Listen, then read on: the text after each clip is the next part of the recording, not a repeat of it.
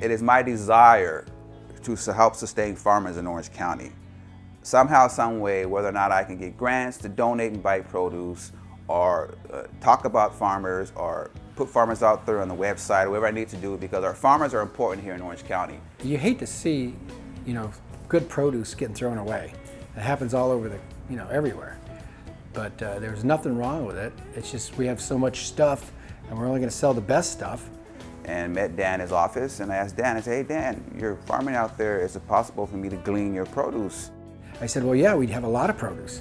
We have so much squash sometimes we can't sell it all, and we put the new stuff in, and the old stuff looks still better than the stuff you're going to get at a grocery store. Dan started giving me a few items, and I would put it in my Honda Accord.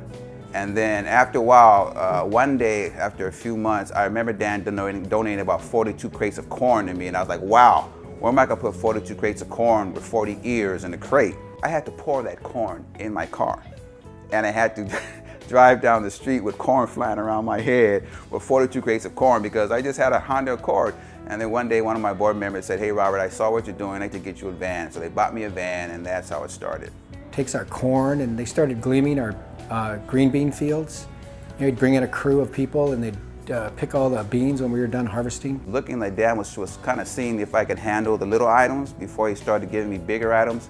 Because the next following year, Dan said, hey Robert, I got cucumbers that I'm always, over to donate. And I was thinking it was going to be a few crates. No, it turned out to be thousands of pounds of cucumbers. One nice thing that we love about Robert is that we know that the produce is going where he says it's going to go, and it's getting to those that we know that need it. And we have worked with other places in the past, and they'll say, oh, we're going to come get the produce, and it literally will sit and just rot. Yeah, working in the food bank for like 14 years, I have a lot of contacts. I have contacts from LA County to Orange County, and I just call those contacts and say, hey, I've got about 6,000 pounds of cucumbers here in the fields. Do you want it? And they say yes, and they're sending out their box trucks, the 24-footers with their volunteers. We put those cucumbers, if it's cucumbers, in the truck, and they take it back to the food bank and distribute it in the community. If it's something that I can handle myself, I put it in my van and I distribute it myself. So that's how it goes from the farm to the community.